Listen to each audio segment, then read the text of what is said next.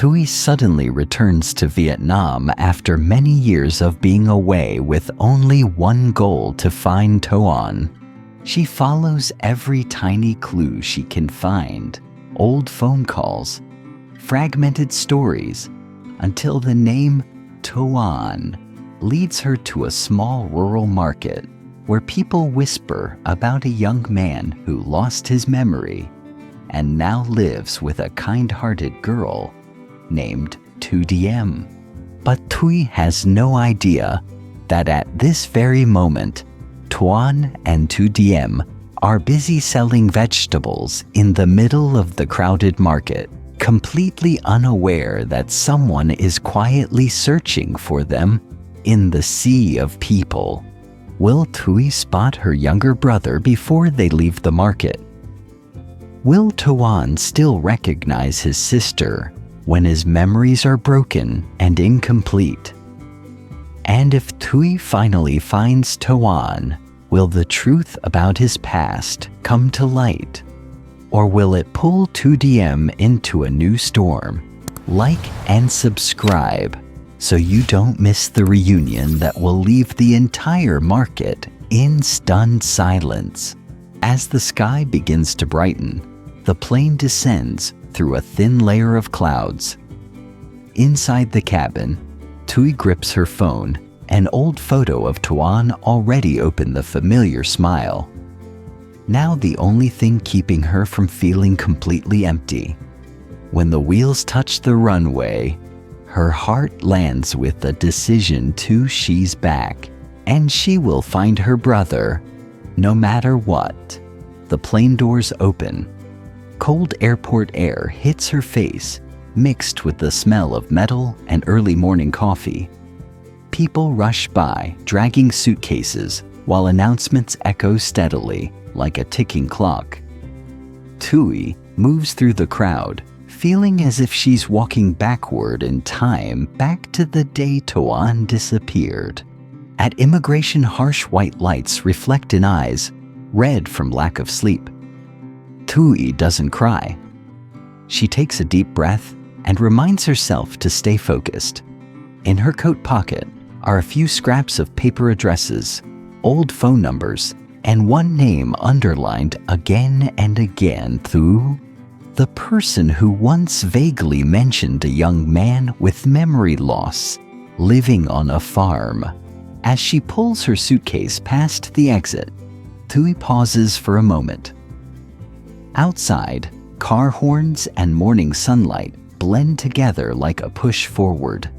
She opens her map types in the first location, then makes a call not to ask for directions, but to grab hold of the last thread in the maze.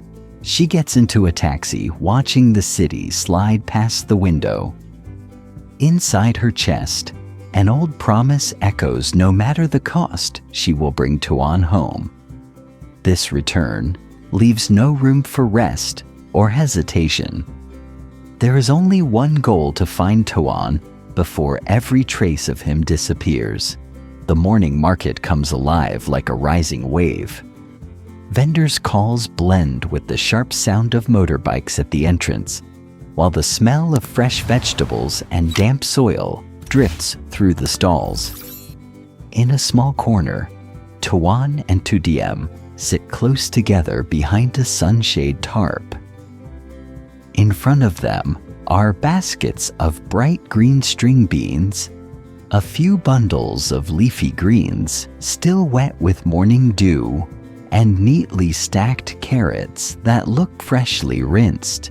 Tuan focuses on weighing each bundle of vegetables, his hands steady and efficient from habit. Yet every so often, his eyes drift over the crowd without meaning to, as if searching for a lost piece of memory among unfamiliar faces.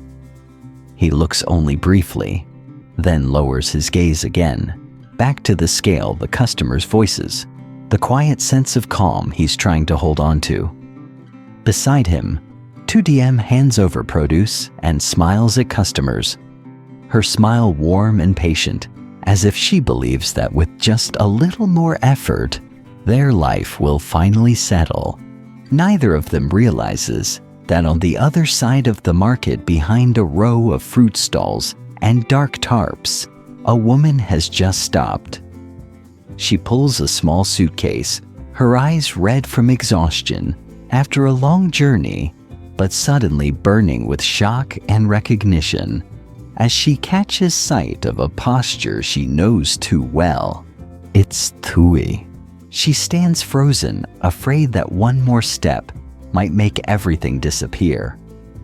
From a distance, she watches Toan, the way he leans forward to weigh the vegetables, the quick movements of his hands, the unfamiliar look on his face, and her throat tightens. But Tuan and lytudiem don't look her way.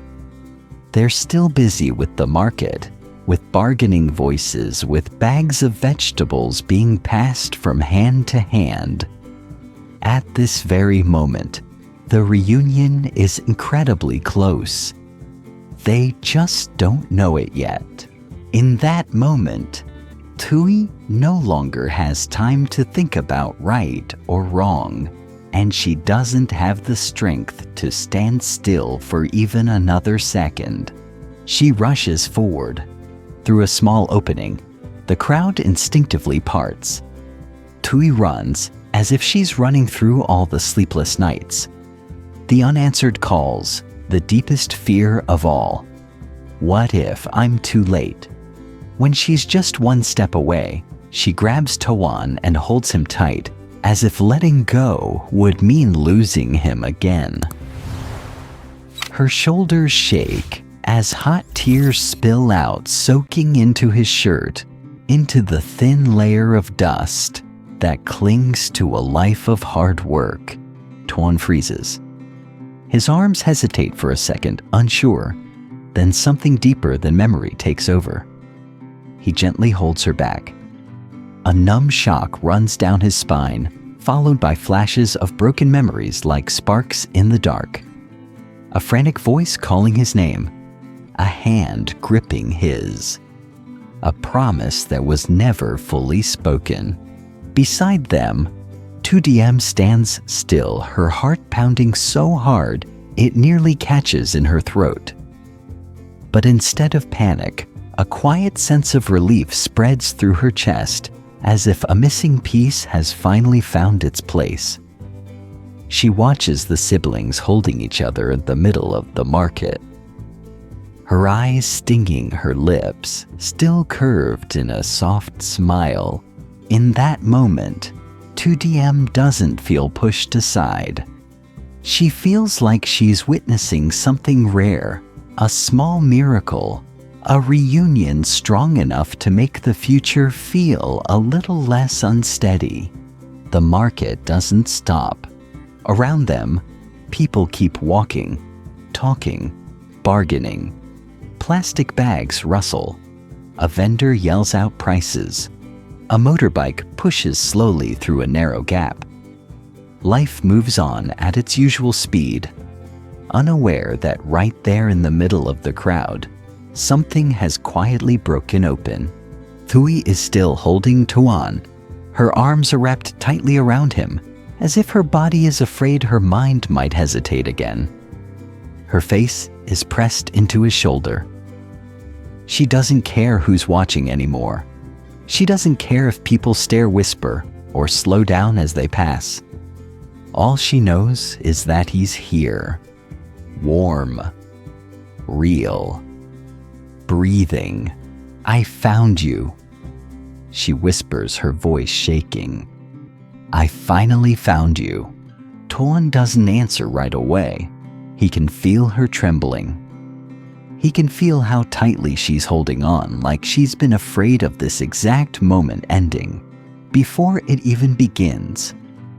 His heart is beating faster than it should, and he doesn't fully understand why. He doesn't understand how this woman knows him, why her tears feel like they belong to him, or why his chest feels so tight it almost hurts. But his arms stay around her. They tighten a little more. Around them, a few people slow down. Someone murmurs something under their breath, A woman carrying vegetables glances over, then looks away uncomfortable, as if she's intruding on something deeply private. Lytudiem stands just a step away. At first, she doesn't move. She watches Thuy clinging to Toan, watches the way Tuan's body stiffened and then slowly softened, as if he'd finally stopped fighting something he didn't even know he'd been resisting. Her hands curl slightly at her sides, still holding a half-filled plastic bag of greens she forgot to hand to the last customer. For a split second, fear flickers through her chest. A sharp, quiet fear she doesn't want to admit. What if this woman takes him away? What if this is the moment everything changes? But then she looks again. She looks at Thuy's shaking shoulders, at the way her breath keeps breaking, at the raw, exhausted relief written all over her face. And suddenly, Lytudiem understands. This isn't someone here to steal. This is someone who has been searching for a long time. Lytudiem takes a small step closer. "Miss," she says gently, her voice careful, as if afraid a louder sound might shatter the moment. Thuy flinches slightly, but she doesn't let go. She lifts her head just enough to look at Lytudiem through blurred eyes. "I'm sorry," Thuy says quickly, almost panicked. I didn't mean to scare you. He's my brother. I've been looking for him for years." Her words spill out fast, like she's afraid she'll be pushed away if she stops talking. "My name is Thuy. His name is Toan. He disappeared years ago. I thought I was too late." Lytudiem's chest tightens. "Brother." The word settles heavily between them. She nods slowly. "I'm Lytudiem," she says. "I've been living with him. I didn't know he had family." Tuan looks between them, confusion clearly written on his face. "Brother," he repeats quietly. The word feels strange in his mouth. Familiar, but distant. Like something he once knew but forgot how to reach. Thuy pulls back just enough to look at him properly. She cups his face with both hands, studying every line, every detail, as if afraid he might vanish if she blinks too long. His hair is shorter than she remembers. His skin is darker, rougher. There are small scars she doesn't recognize, but his eyes are still the same. "It's me," she says softly. "It's your sister." Toan swallows. Something stirs deep inside him, an ache without a name. "I don't remember," he admits. His voice is low, almost ashamed. "I know your face feels important. I can't reach it." Thuy nods. Tears spill down her cheeks again. But this time, she doesn't try to stop them. "It's okay," she says. "You don't have to remember right now. You're here. That's enough." She pulls him back into the hug, gentler this time, as if she's finally afraid of hurting him. Lytudiem watches them, her eyes stinging. She remembers all the nights Toan woke up sweating, staring at the ceiling, asking questions he never finished. She remembers how he used to pause mid-sentence, like something was on the tip of his tongue, but refused to surface. She remembers how he would sometimes stare at families in the market a little too long. Now she understands why. Around them, the market hums on. Someone clears their throat awkwardly nearby. A vendor complains about blocked space. A child points curious. Lytudiem steps slightly in front of the stall, offering a polite smile. "Sorry," she says to a passing customer. "We'll be back in a moment." Then she turns back at Thuy. "You must be exhausted," she says gently. "You can sit. Both of you." She pulls a small plastic stool closer. Thuy hesitates, then nods. She doesn't fully let go of Toan even as they sit. Her hand stays wrapped around his arm, grounding herself. Toan lets it happen. He looks around suddenly, more aware of the crowd, the noise, the eyes. It feels strange to be seen like this, to be the center of something he doesn't understand. "Did I leave?" he asks quietly. Thuy takes a breath. "No," she says carefully. "You were taken. There was an accident. You disappeared after that." She doesn't go into details yet. "Not here. Not now." Tuan nods, slowly processing. Lytudiem sits across from them, her posture calm but attentive. "I found him a year ago," she says. "He didn't know who he was. No ID, no memory. We just helped each other survive." Thuy looks at her, eyes full of gratitude. "Thank you," she says sincerely, "for keeping him safe." Lytudiem shakes her head. "He kept me safe too." They fall into a brief silence. Not awkward, just heavy. Thuy reaches into her bag with a trembling hand and pulls out her phone. She scrolls quickly, then turns the screen toward Toan. "This was you," she says, "before." Toan looks. The photo shows a younger version of himself, smiling openly, an arm slung around Thuy's shoulder. Something tightens in his chest. "That smile," he murmurs. "It feels familiar." Thuy smiles through tears. "You were always like that." A customer approaches, hesitates, then quietly sets down money and picks up vegetables without speaking, as if understanding something sacred is happening. Lytudiem notices her eyes softening. The market slowly adjusts around them, bending without stopping. Thuy finally exhales a deep breath she's been holding for years. "I'm not here to take him away without asking," she says to Lytudiem. I need him to know he's not alone, that he has a home." Lytudiem meets her gaze. "And I need him to choose," she replies gently. Toan looks between the two women. For the first time, instead of panic, he feels something else, choice. And for the first time in a long while, he doesn't feel lost. He reaches out, placing one hand over Thuy's the other, resting lightly near Lytudiem.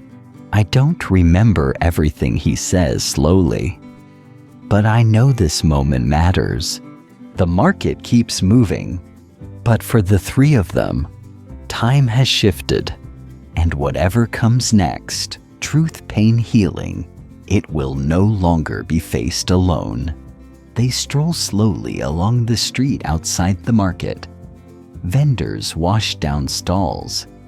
Kids chase each other. Life resets for the afternoon. Tuan listens as Thuy talks about home, about the search, about the moment she almost gave up. He doesn't interrupt. He doesn't need to remember every detail to understand what matters. Lytudiem walks slightly behind them, watching her heart light. There's no fear in her chest now, just peace. At one point, Toan reaches back without looking, and she takes his hand. Thuy notices smiles and looks away, giving them space without stepping back. They stop near a small bridge overlooking a narrow canal. Water moves slowly beneath them, catching the sunlight. "I don't know everything yet," Toan says, resting his hands on the railing. "But I want to learn at my own pace." Thuy nods. "That's all I want to. And I don't want to lose what I have here," he adds, glancing at lytudiem. She squeezes his hand. "You won't." Thuy steps closer, placing her hand over theirs. "Then we'll figure it out together," she says simply. The three of them stand there for a moment, the noise of the city humming softly around them. It's not dramatic, it's not perfect, but it's real. And for the first time in a long time, that feels more than enough.